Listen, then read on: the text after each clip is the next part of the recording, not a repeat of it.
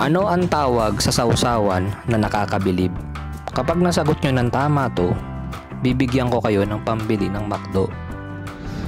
What's up sa inyo mga papi? So for today's video guys, pupunta ako kasi yung dati kong ka-office mate sa events. Kasi meron siyang mga lumang baby stuff na gusto niya rin ibigay kasi nga lumaki na rin yung mga anak niya. Shout out sa iyo Jessa. Kung nanonood ka man ng video na to, shout out sa iyo. Tapos thank you na rin sa iyo kasi nga siya yung magbibigay ng mga baby stuff. So medyo madami siya. Actually kahapon dapat kukunin ko siya kaso Saturday kasi kahapon. So umuulan the whole day. So parang ang hassle mag-load and unloading sa kotse ng mga gamit. So ngayon Sunday, maganda na yung panahon. Kaya sabi ko kay Jason, baka pwede naman ngayon na lang natin pick upin kasi nga baka umuulan kasi kahapon. So baka dumami kami, di ba? So pumayag naman siya na ngayon ko siya kunin kasi nga maganda yung panahon ngayon. Tapos meron din kasi siyang pasok.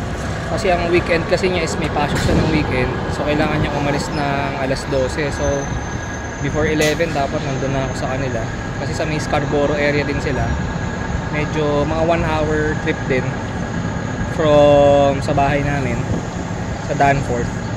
So ayun lang. Napunta na ako doon. Nag-aantay lang ako ng bus ngayon. Tsaka hopefully dumating tayo doon ng mas maaga kasi nga may pasok siya. So guys, nandito na ako sa military trail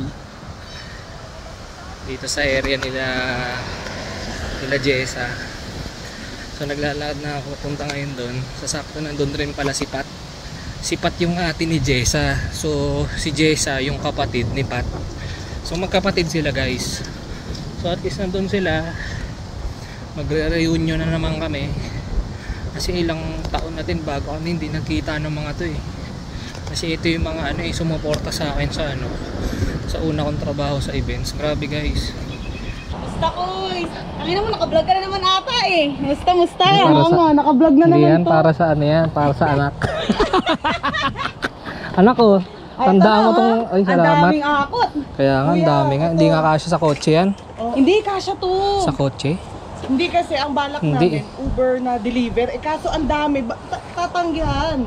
Oo. Oo, diba? tatanggihan yan. Kailangan, at least kung may kasamang tao. Hindi, tsaka to mataas. Oo, pero pag siya, ganyan lang kuya. Kasya yan sa trunk ng Magiging stable yan, ganyan, itutodo mo lang. Tapos yung duyan niya, ito.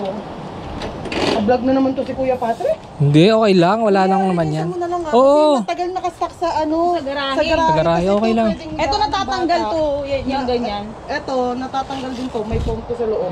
Pero hindi niya na siya gagamitin. Hindi na kami mag-aanak pa. Pang ano lang ba talaga yan? Pang maliliit lang? Ang newborn lang siya. Newborn lang talaga. Malaking help to. May car seat na din. May car seat? Oo. Bigay ko na rin sa'yo.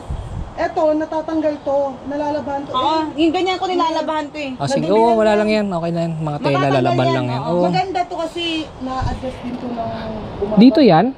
Connected siya dito? Dito. I-connect mo ng ilalim. Tawag dito ang laking help niyan, promise. Kasi nga yung sa tulog, yung hindi ka magaganon. Oo, yun yun, diba?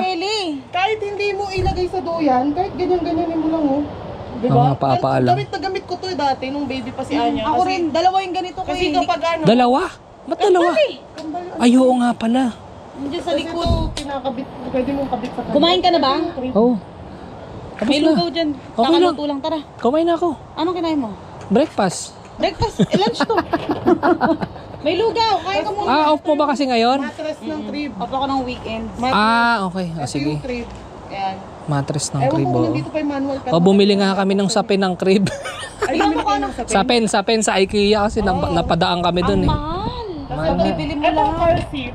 Pwede pa to kasi 2020 yung manufacture niya. 7 years siya. 7 years bago siya ma-expire. So, 2027 pa siya. Nakabili ka na ba ng car seat? Hindi, wala.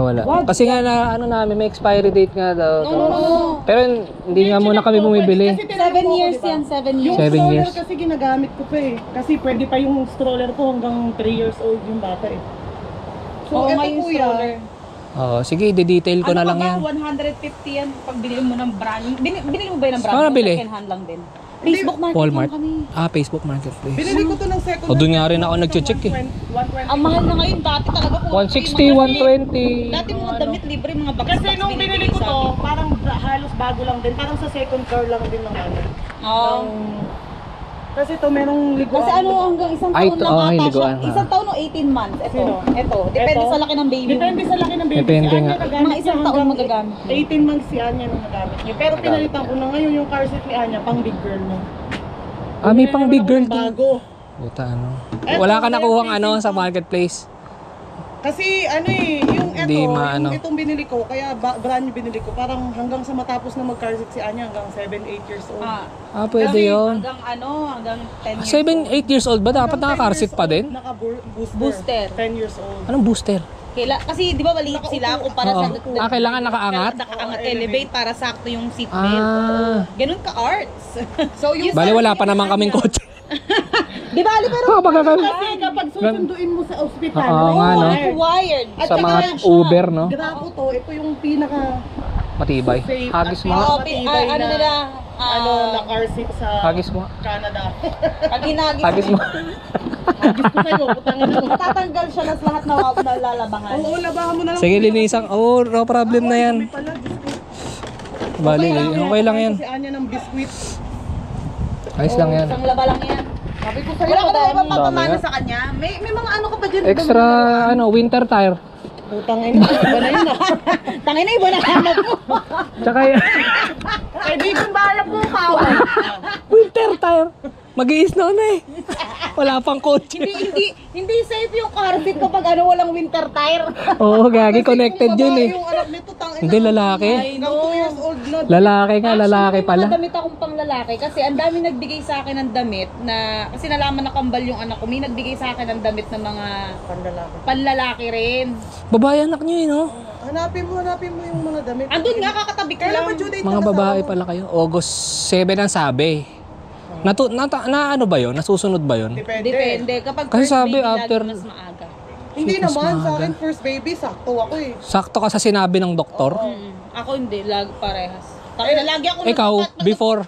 No, magpapacheck up lang ako tapos biglang ay hindi ka na makakalabas, manganganak ka na today. 6 Tangina, months pa lang laging yung ganun. ganun, kuya. Laging ganun. Tangina talaga. Ako, Kaya ayoko ang na magpa-check up due date ko eh. nun, Ara, abutin naman ako ng 40 weeks.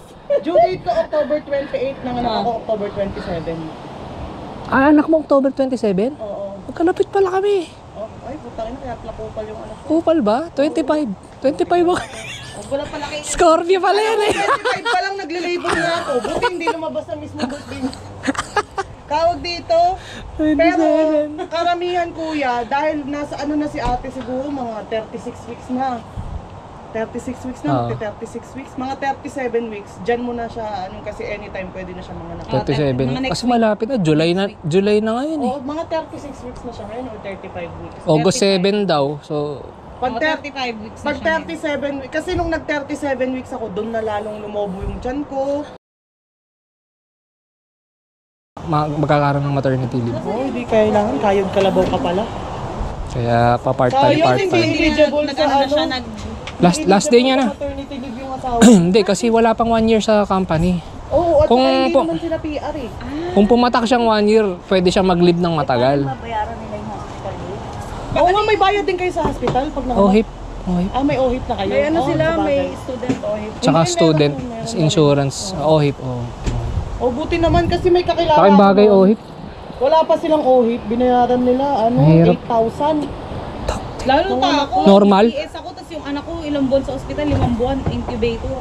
Magkano? Imagine kung magbabayad ako ng Hindi, buti nga. Ay, buti wala. Wala, lumabas ako ng ospital, lumabas din ako ng walang ano, binayaran. Kaya mahal. Libre lang. Sa akin bagay nga ng OHIP dito. Sa Pilipinas. Yun ang kinagandahan sa Canada, kahit ang dami nating Sa Pilipinas, 90k daw ang ano eh. Normal eh. Nanganak Di ba yun. na nanganak ako kayo? Nanganak ko yung pinsan ko kasi 90k daw. Normal. Oh? 90? 90 daw po, normal. Tapos, Naka-hospital. baka. Tapos yung mga CS na yan, nagtanong sila, 150 pesos daw. 150 pesos lang dati eh. Tingnan na kasi ano. Galit pa yan si mama. Sabi niya ha, 120 lang dati. Pamahal, pamahal ng pamahal, ma. Magkano kay Kuya Sherwin? 150. Kay Kuya Gorby? 980. Kay Titay? 130 sa akin. 1-3.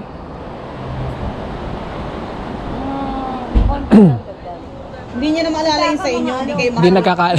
Kay kaka-4 na libo. Kasi sa hospital ako pinamak. At saka sa Tango Clinic. Lagi 300 daw CS doon. Dati, Sa Pinas, yung Pinas. sa anak ko, yung panganay ko, 11 years ago, inabot kami ng 100 sa FEU. Ah, si CS? CS. 100. 11 years ago yun. Kaya nga ngayon 300 na nga daw. Tang-ino, grabe naman yung Tanong daw 300, sila. hayop. Gaano ba kalaki yung kinikita ng mga tao Kaya sa ano Pilipinas? yung mga tao kahit na suwi yung bata, pinipilit normal. Yung asawa kasi ng pinsan ko nanganganak, ba't ka daw umiiyak? Eh, iniisip ko yung pambayad sa hospital. Kaya pinipilit niyang iire para normal. Kasi pag nag-CS nga, mahal daw. Yung kapatid ni Papa, siya na daw nagpuputol sa sarili niya. Puta. Pinaanak na lang yung sarili niya. Sabi niya, ay lumabas ka na ba? DIY. Tagal ka pa, namamalengke pa ako eh. DIY po na. Sabi niya, ay due date ko. Sige, wait, mamamalengke pa ako eh. Kuha ka wet wipes. Buti ka, wet wipes eh, baka yung Louis Vuitton na basahan yun. Mahal mga anak sa atin. Mahal. Sobra. Imagine kung sa Pilipinas ako nanganak, wala na, hindi mabuhay. Tapos yung mga plus mo pa, after panganak. Grabe na pala mga anak doon. Mahal daw po. Dati nung unang panahon, iiri lang sa puno eh.